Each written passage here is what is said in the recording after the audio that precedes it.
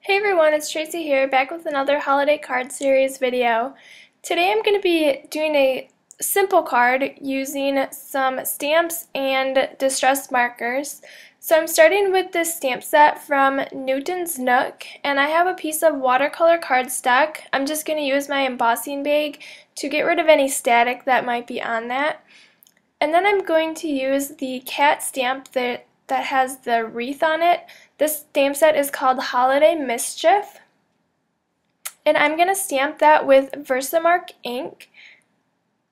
So I'll put that on my stamp block and then ink up my stamp really well with the Versamark, just to make sure that I don't miss any parts of it, especially because this is a thinner stamp. The lines aren't as thick as some of the other ones. And then I'm going to heat emboss that using the Zing charcoal embossing powder. It's like a black, not quite black, it's a really dark gray color. And it's the closest that I have to black, which is why I'm using that. And then I'll go ahead and heat that with my heat tool. Alright, so I'm going to be coloring it in with distress markers and a water brush pen. So I have the peeled paint and forest moss distress markers, and I'm just going to put a little bit of ink onto my nonstick craft sheet. You could also use just regular distress ink pads if you don't have the markers. I just prefer the markers because you don't get as much ink and then you don't waste as much, but it'd be the same thing since I'm not coloring it in directly. I'm using the water brush pen. And then I'm going to just color it in. I'm starting with the lighter color, the peeled paint, and then I'm using the forest moss to kind of create shading on that. So I'll go ahead and just kind of skip over parts here because it took me a while to color it. So you can see I'm adding in the forest moss then after I have the peeled paint. And you want to do that while your peeled paint is still wet, otherwise it won't blend as well. For the berries and the bow, I'm going to use the Barn Door Distress ink along with the Fired Brick, which is a little bit darker than the Barn Door. So I'll color in each of the berries with the Barn Door, and also most of the ribbon. I'm going to use the Fired Brick to create the shadow in the bow.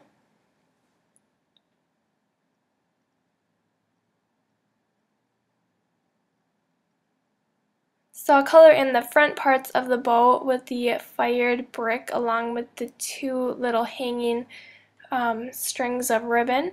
And then I'll use the Fired Brick, or the Barn Door was the first one. I'll use the Fired Brick to color in where it would be darker naturally on the bow. For the cat, I'm going to be using the Walnut Stain and the Frayed Burlap distress markers. The Walnut Stain is the darkest brown that there is, and then the Frayed Burlap is just kind of like a medium brown. And I'll color in the cat, and you want to work kind of in sections when you're using these, just so that the colors do blend and they don't dry as fast, because the colors won't blend as well if you let the colors dry in between. But you can still blend them, you just have to add water afterwards.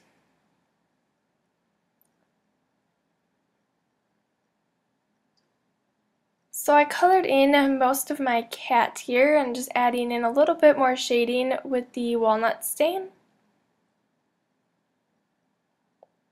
And then I can go ahead and color in the belly area of the cat. I'm using the Antique Linen distress marker. It's a really light color.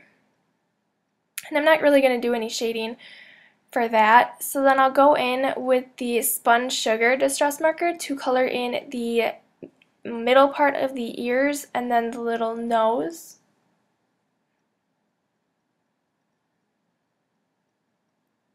For the background, I'm going to use the Antique Linen, but instead of the distress marker, I'm just going to get out my ink pad just because I'm going to be using more ink for this.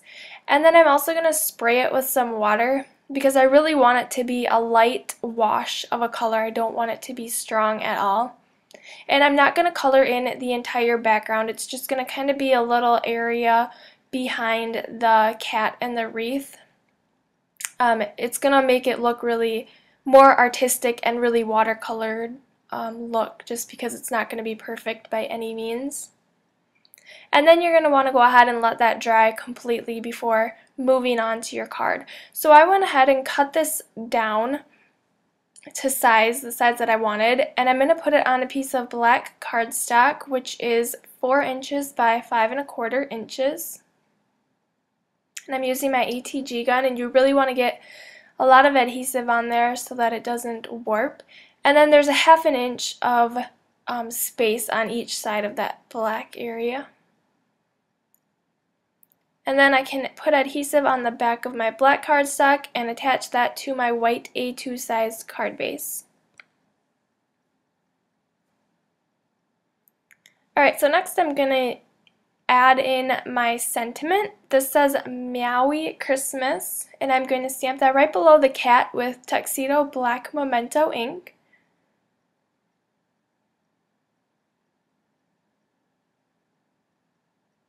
And then for a finishing touch on the edge, I'm going to use my Signo white gel pen to just create a faux stitching all along the outside of the watercolor piece on the black cardstock.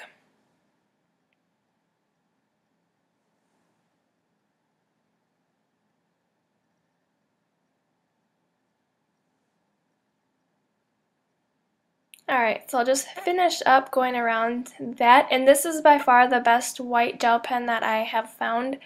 It makes it really bright white, even on the black. So then in the berries, I'm just going to add a little bit of red stickles, just so that they sparkle a little bit more. And I just put a dot in each one, so really you wouldn't have had to color it in if you don't want to. You could just use the red stickles instead. And then that is my card for today. Just a simple colored in image, but it's fun to do those sometimes too. So I hope you enjoyed, and I will see you next time. Don't forget to give this video a thumbs up and subscribe to my channel. Bye!